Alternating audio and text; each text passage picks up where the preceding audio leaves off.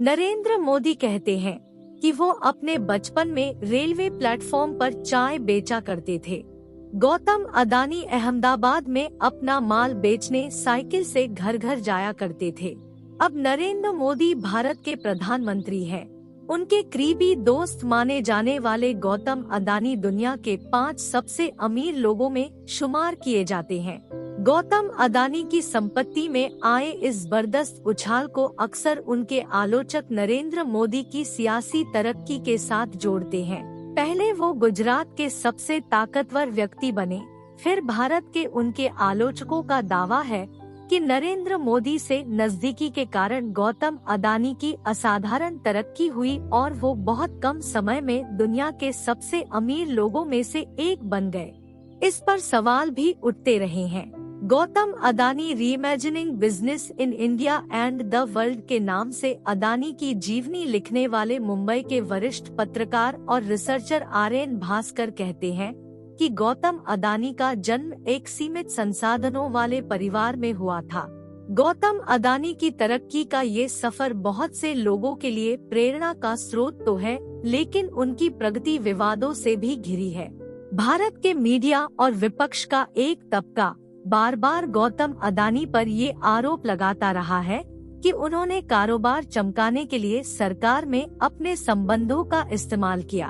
उन्होंने उद्योग लगाने के लिए कानून की कमजोरियों का फायदा उठाते हुए मामूली कीमत पर जमीनें हासिल की।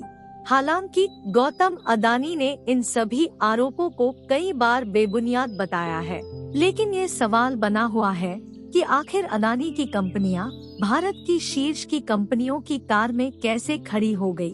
बड़ा सवाल ये है कि आखिर वो कौन से कारण थे कि कॉलेज के पहले साल के बीच में ही पढ़ाई छोड़ देने वाले अदानी ने बड़े बड़े ख्वाब देखे और भारत के पहले सेंटिबिलियनेयर यानी 100 अरब डॉलर से ज्यादा की संपत्ति वाले उद्योगपति बन गए। इसके अलावा हाल के वर्षों में जिस तरह अदानी समूह की कंपनियों के शेयर आसमान छू रहे हैं, उसकी वजह क्या रही है? 31 दिसंबर 2019 को अदानी समूह की कंपनियों की मार्केट कैपिटल 2 लाख करोड़ रुपए थी, जो सितंबर 2022 में तेजी से उछलकर 20.74 लाख करोड़ रुपए पहुंच गई थी, यानी 2019 से 2022 के बीच 10 गुना बढ़ोतरी। जब गौतम अदानी 15 से 16 बरस के थे तो वो पहले साइकिल से और फिर स्कूटर से कपड़े बेचने जाया करते थे। उम्र के उसी दौर से गौतम अदानी के दोस्त रहे गिरीश भाई दानी को वो दिन अभी तक याद है। गिरीश भाई बताते हैं, उन दिनों गौतम अदानी किसी फेरी वाले की तरह साइकिल से कपड़े बेचने घर घर और दुकान दुकान जाया करते थे। वो बहुत मेहनती थे। गौतम अदानी की इस मिनी शुरुआत के सबूत आज भी अहमदाबाद के पुराने शहर में मिल जाते हैं। उनके पिता की दुकान अदानी टेक्सटाइल्स के बोर्ड को न भले लग गया हो, लेकिन वो अभी बचा हुआ है। स्थानीय दुकानदार कहते हैं कि अदानी परिवार ने इस दुकान को अपने पास ही रखा है। गौतम अदानी के पिता की ये दुकान अहमदाबाद के बेहद भीड़ भरे बाजार में है, जहां कपड़ों और साड़ी की दुकानों की भरमार है।